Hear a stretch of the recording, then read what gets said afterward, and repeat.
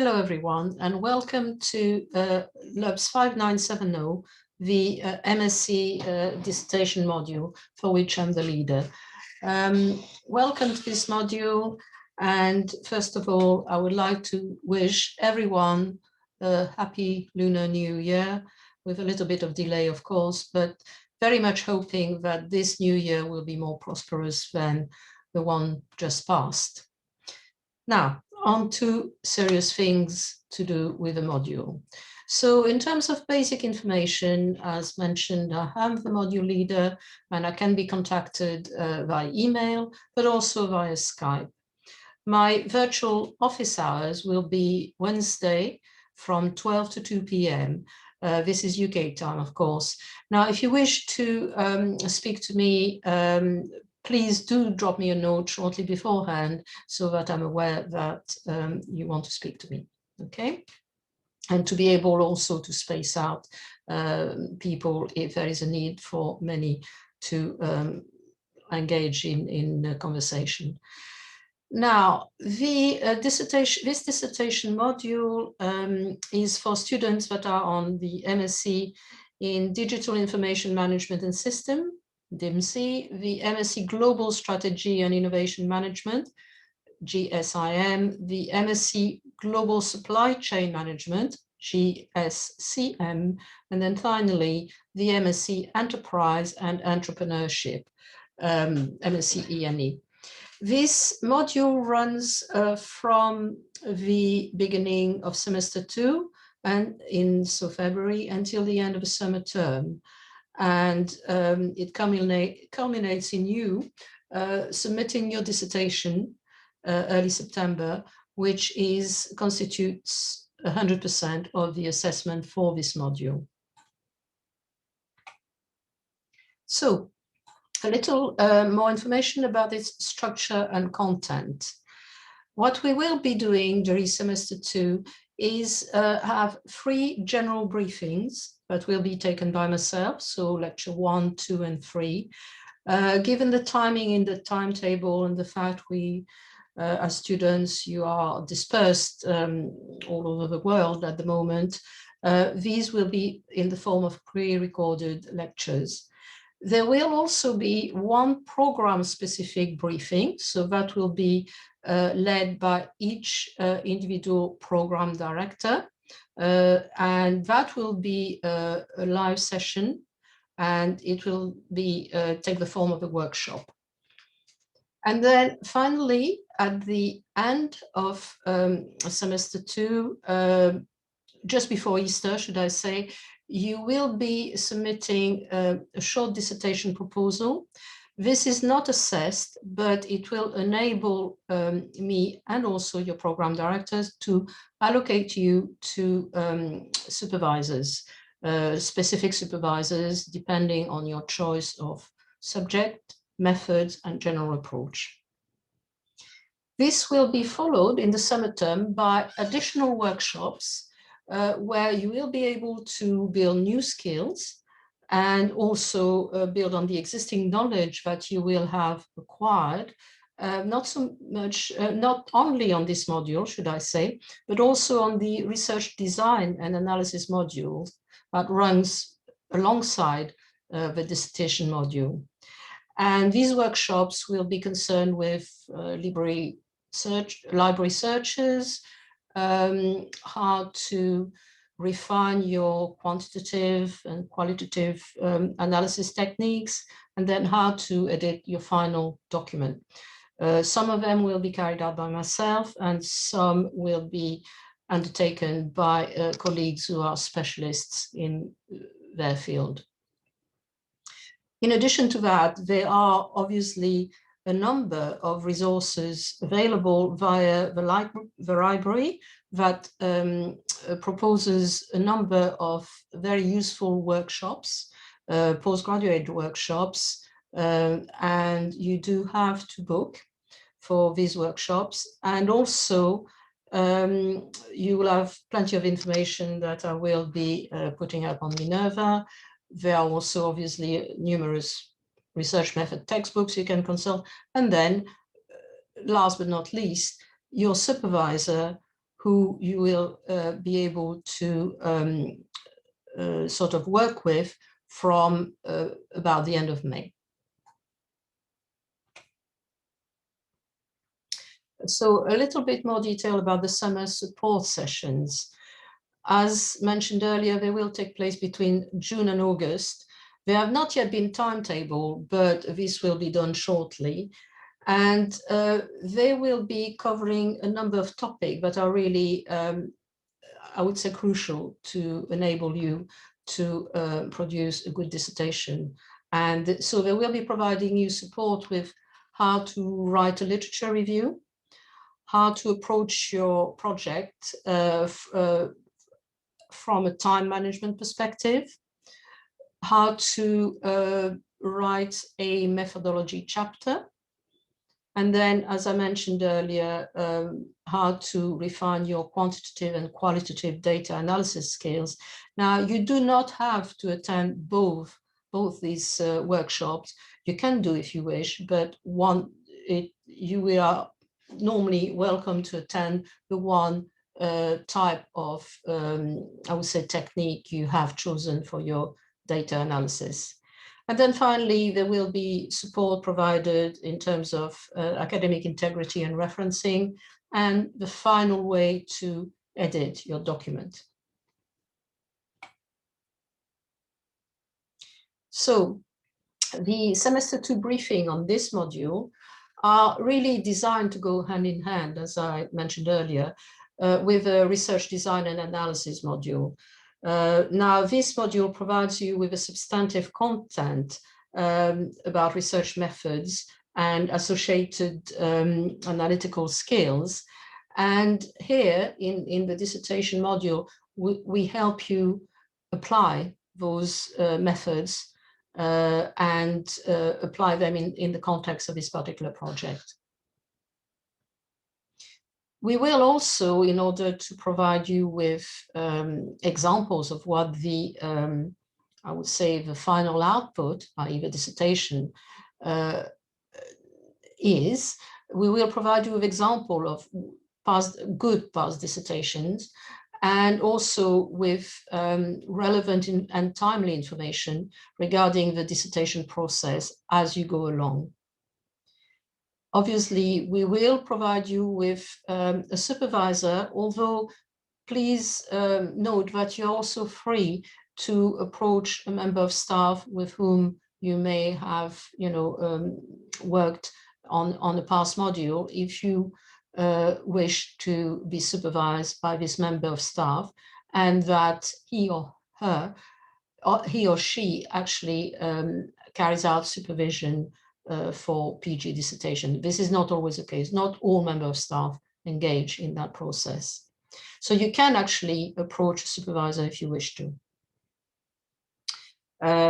It will be important, of course, that you either let me know or you let your program director know, so that we don't try to allocate you to another supervisor, so to speak.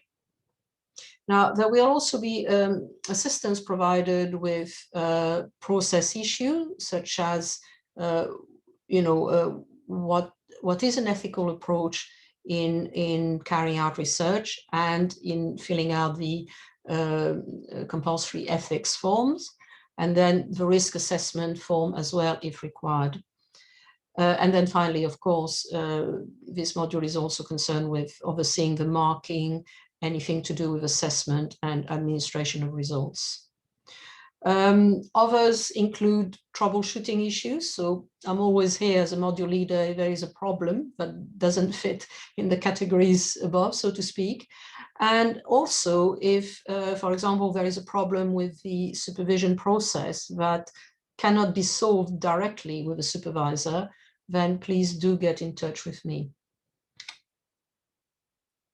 So today, the principal aim of this briefing will be to clarify the nature of a dissertation, to begin to outline its relationship with the RDA module, and then to start running through the process of producing a dissertation and what that entails. So namely, choosing a topic, working with a supervisor, managing the task as you progress, and then finally, the few steps prior to submitting the work itself. So let's start on this. A dissertation. So what is a dissertation? Well, I'm sure you must start to have some kind of an idea of what research means, because you have had already a few sessions on your RDA module. But the dissertation itself, why such an exercise, and what does it give you, or what can it give you? Well, a dissertation is really considered the culmination of your program. So basically, it allows you to have a little bit more freedom than on taught modules, and to focus on an area of interest that's particular to you. And in doing this, you can obviously showcase your knowledge and drawing on all previous sort of modules you've been on, but also any other external knowledge you may have about a particular industry, for example, or about a particular type of activity. So it is helping you to provide a more rounded product, what you are about, shall we say, both in terms of from an academic perspective, but also from, I would say, an employment perspective. And that's quite important, because it gives you the opportunity to develop your employability skills in a number of ways. And it signals, in particular, the sort of things you are interested in and the sort of contribution you can make as, you know, as when you complete your research. So in terms of now this can be separated, I would say, in academic skills and in more practical skills.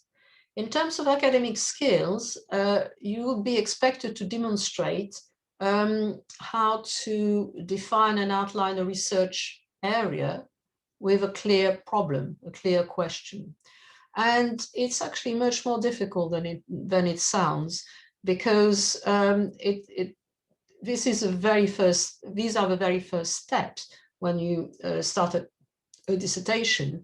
And it is critical that you do choose an area that is actually doable given the time you have and various other constraints, including, I would say, the word count, and also given the issues of access to information, data, people to interview, etc.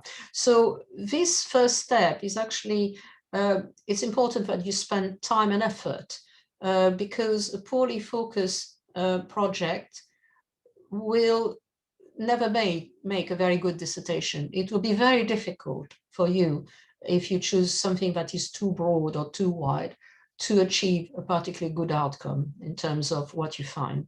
Okay, so very much the emphasis is on how you can define something that is well focused, well articulated, and with a clear rationale as well, I would say, for researching it. Why is it interesting? Okay. Once you've done this, you'll have to identify the current debates and issues surrounding this topic, and to source the relevant information. This, you know, been part and parcel of the literature review, and also some of the field work.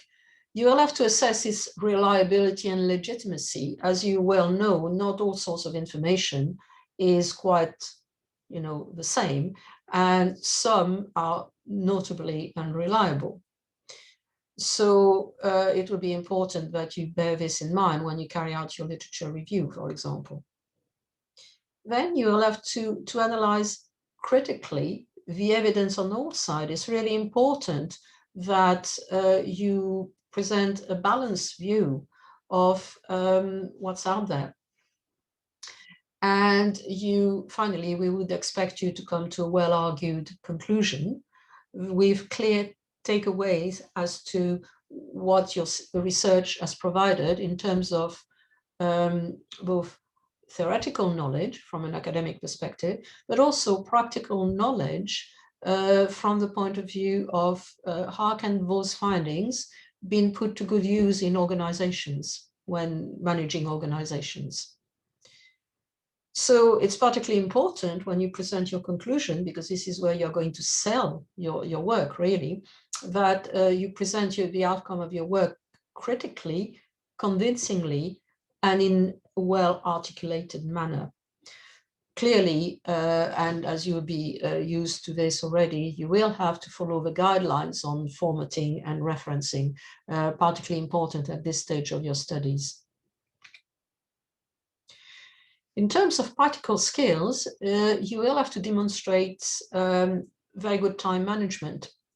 So many students end up having problems because they have not quite realized that this aspect is really important, and they run out of time at critical stage of a dissertation, where it be doing the field work, analyzing, during the analysis process, or indeed the writing up process. So time management, I insist on that, has been really particularly important.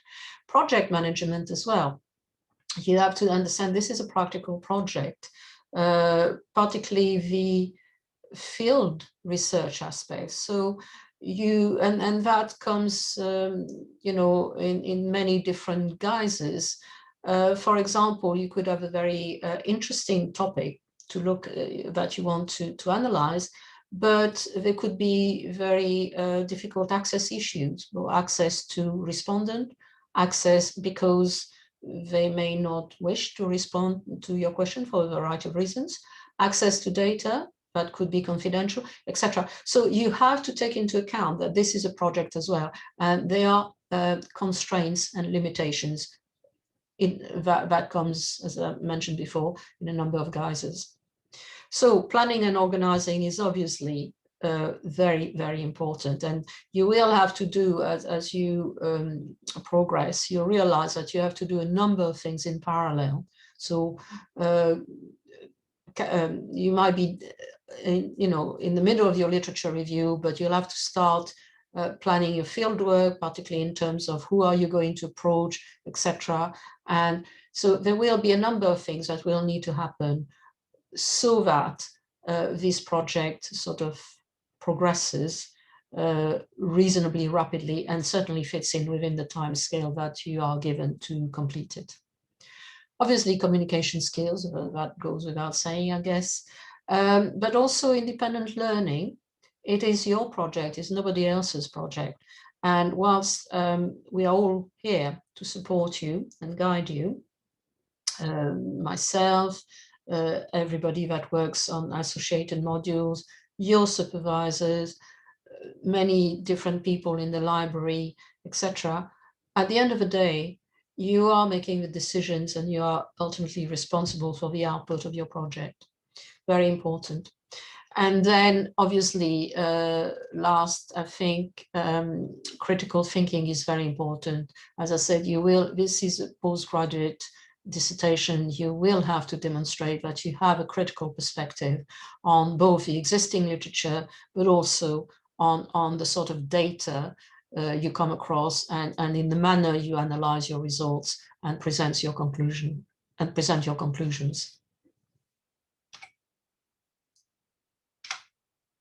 So in terms of the overview of the dissertation itself, it's 12,000 words, excluding appendices.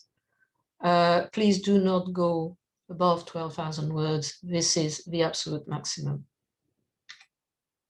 It's also important to mention that do not include information in the appendices that are absolutely essential to our understanding of your analysis, for example. Trying to stay within the word limit by including essential information in the appendices is really not a good idea at all. It is worth 45 credits. And the dissertation itself has to be completed and carried out, completed and written by the end of, between the end of semester 2 and the start of September. But it is really prepared, and by prepared, I mean understanding the process, putting together a short proposal, and starting to focus really on the sort of problem and ideas you want to look at, that takes place during semester 2.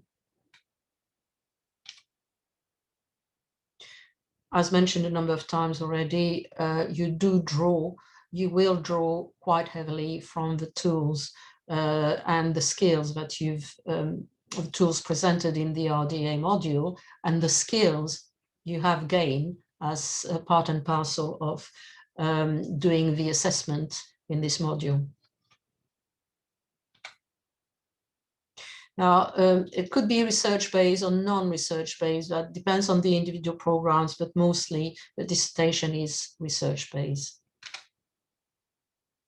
And I will be issuing further guidance regarding the fieldwork, although at the moment, and given the current situation, you are very strongly encouraged to carry out the fieldwork remotely. That has been done last year quite successfully, doing interviews via Skype, etc., sending questionnaires, electronically. So I think that you really need to think that this is what you are going to do, because obviously with the current conditions and we cannot predict what they will be in 6 months' time. It's much better to plan for a remote data collection approach. So to sum up, in terms of a process, from an academic perspective, you need to define and to refine the research area and question or questions you wish to both investigate and answer. You critically review the literature, which means that you identify, analyze, synthesize, and contextualize what has been written about this problem, aspects, topic you are investigating. When I say the literature, obviously it is the academic literature. However, it is possible also to draw on good, high quality literature that's not considered academic. For example, there could be a very interesting article on the Financial Times, or there could be a really in-depth sort of report done by one of the big consultancies. It is okay to use those sources, although you do have to use them with parsimony, I would say. You will have to understand clearly and to clarify, certainly in your methods chapter, what your research philosophy and approach is.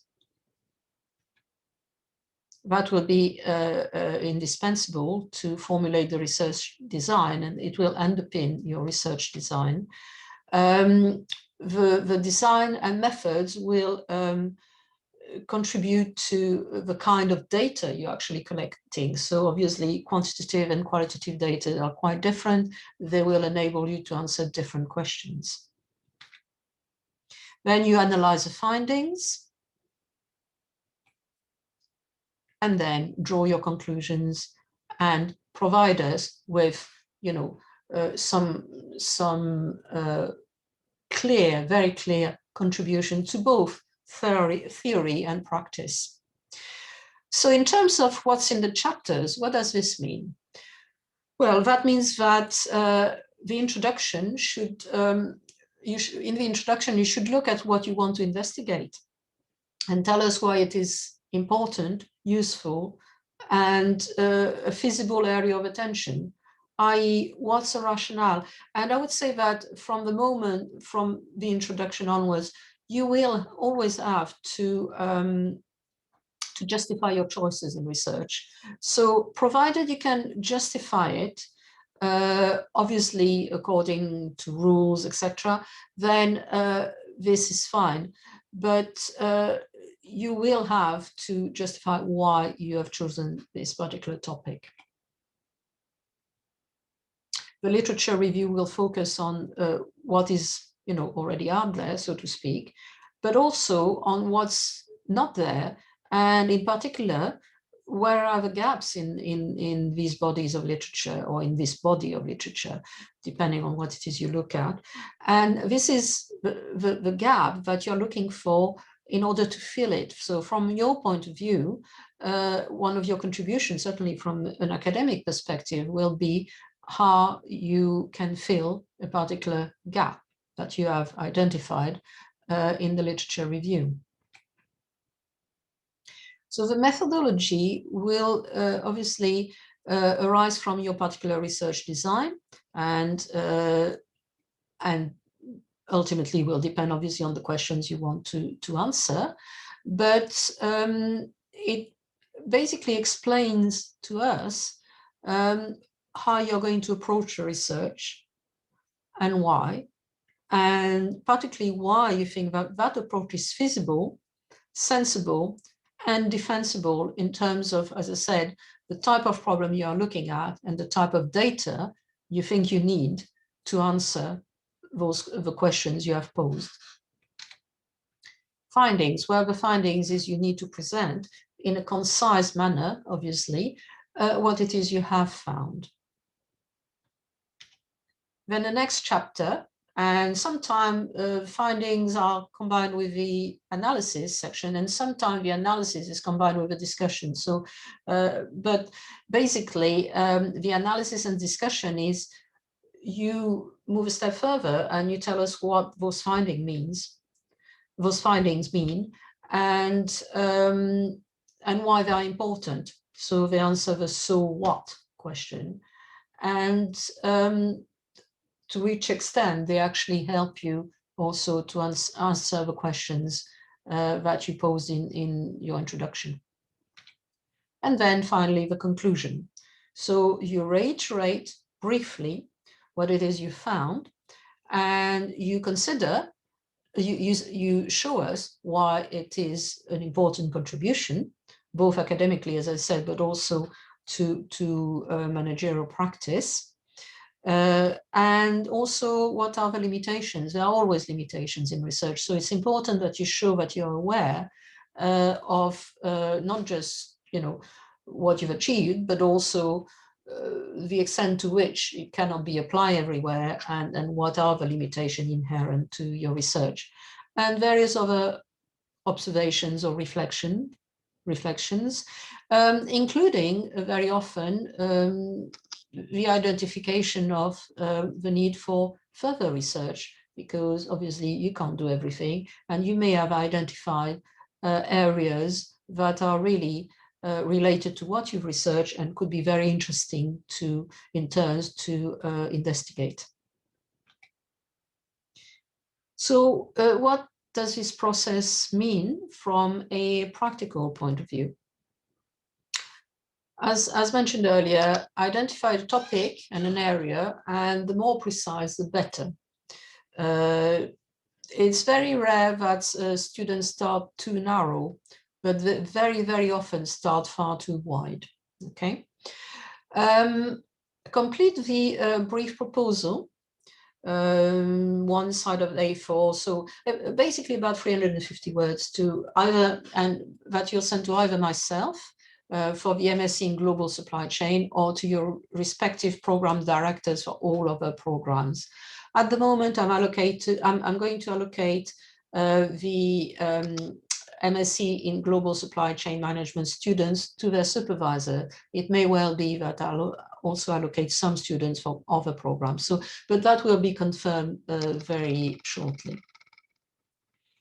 If I don't allocate those students myself, then it will be the program director that you need to send the proposal to in order for them to allocate you to a potential supervisor.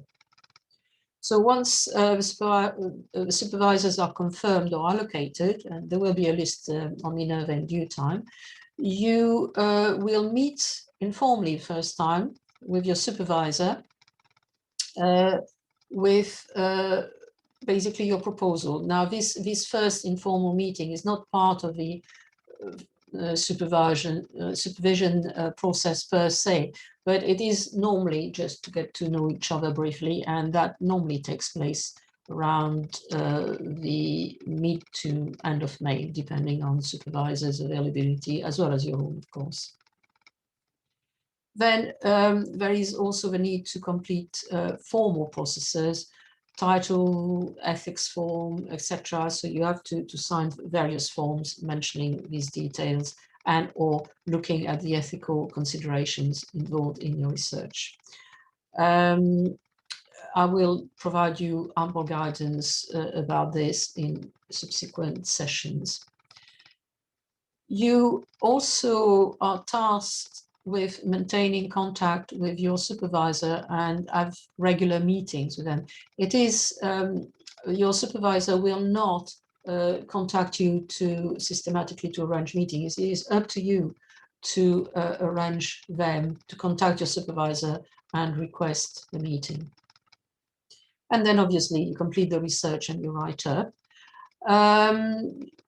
Do leave some time for checking, proofreading, editing. Those tasks take quite a bit more time than you may think. And then you submit and finally celebrate the best part of it.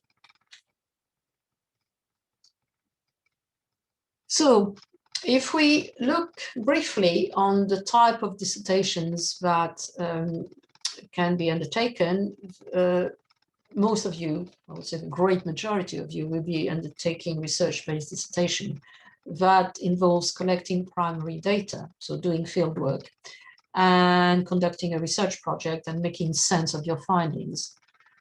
Very, very occasionally, a student decides to undertake non-research-based dissertation.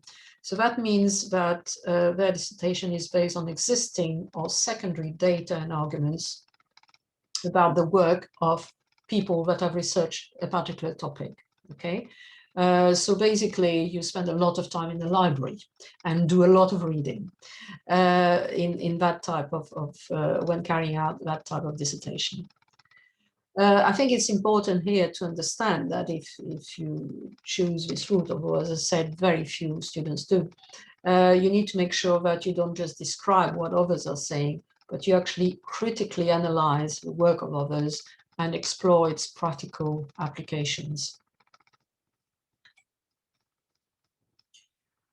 So there can be, in terms of types of dissertation, they can also be project-based, i.e.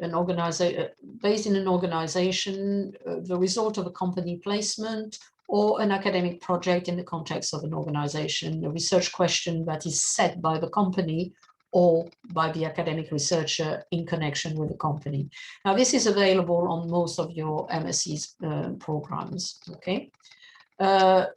More often, it is an academic dissertation is carried out by students, which is the student basically, it consists in the student setting the research questions based on, sort of individual interest, experience, particular ideas, etc. And then obviously going on to solving it through doing primary research, etc. Now, the relationship with the RDA module. Well, as I'm sure you have started to realize already, the RDA module provides you with a toolbox of approaches to research methods and ways of working. So you are learning methods and skills and how to apply those different tools, whether it be for doing quantitative or qualitative research, etc. This module can't make you a specialist in every single method there is out there, but it will provide you with a good overview of and some experience of the research methods that are available, particularly the most commonly used research methods. It also gives you the chance to develop skills and then to discuss issues which are linked to particular types of methods, and that I think you should make sure you try to make the most of this chance to discuss with others aspects linked to, say, maybe the use of statistics in a particular way, or how to carry out sort of qualitative interviewing, etc. Because once you'll be doing your dissertation, you will be working much more on your own, so to speak, and therefore it's important that you make the most of, at the moment, being able to work with your peers on as part of this module.